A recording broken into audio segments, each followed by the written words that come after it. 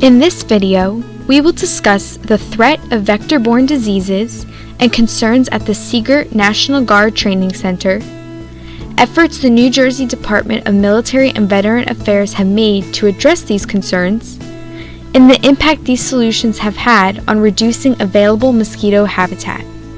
The CDC defines vector-borne diseases as pathogens spread by mosquitoes, ticks, and fleas by biting a person. These include West Nile virus, Zika, chikungunya virus, dengue fever, and malaria, among others. In 2015, an outbreak of the Zika virus occurred in Brazil and other South American countries. This virus is spread by the Aedes albopictus and Aedes aegypti mosquitoes. Since 2015, New Jersey has seen between 0 and 180 cases each year, with 2016 having the highest. The Girt National Guard Training Center property is within the very likely to occur range for Aedes albopictus and likely to occur range for Aedes aegypti, according to the Centers for Disease Control. Beginning in 2018, the Monmouth County Mosquito Control Division conducts annual mosquito trappings and testing for various diseases at the Girt National Guard Training Center. As a result of these studies, a few mosquitoes were identified to be carrying the West Nile virus in both 2019 and 2020. The New Jersey Army National Guard is responsible for integrated pest management at its facilities in compliance with applicable local, state, and federal laws and regulations. Pest management practices at Girt are driven by the Integrated Pest Management Plan, which combines a variety of methods to effectively manage pest populations. The CDC acknowledges integrated methods have been scientifically proven to decrease mosquito populations. Hi, this is Chuck Appleby. Today we wanted to talk to you about our mosquito monitoring program that we have. As you recall, a few years ago, under our pesticide management plans, we had NGB sent us an update to put in there regarding Zika. It was a hot topic. We barely fit into it here in New Jersey, but we added that, and we started our mosquito monitoring program. Fortunately, we were able to partner up with our local mosquito commission. Right now we're in Monmouth County, New Jersey at our Girt facility, and they have a very robust mosquito commission in the county. We were able to get support from them for them to come out to our site, do all the collecting of all the mosquitoes, and then send them out to the Army laboratory for analysis and to find out whether they have Zika or West Nile or another virus. And what we found out was we did have hits every year with the West Nile virus in the mosquitoes.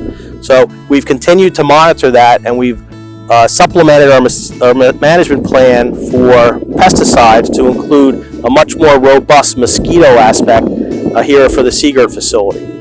It includes going out and informing all the people that come onto the facility through our meetings and for handouts of the hazards associated with West Nile virus. And I think it's happened over the last 3 years that we've had hits in the summertime of at least 2, 3, or 4 positives, and that information is very important to communicate to everybody so they're using mosquito repellents and they're just observing practical things that they can do on a daily basis. We have a lot of visitors here to the beach. We have the troops out here that are practicing all the time and doing physical training, and other events are held here. So we want to inform everybody of all the hazards associated with the mosquito-borne diseases, but as well as ways to prevent it. So we've been very happy with the way it worked out with the county. We continue that relationship at no cost, and we're able to work with the community and all the tenants to try to reduce the incidence of any mosquito-borne pathogens in our group of people that we have here.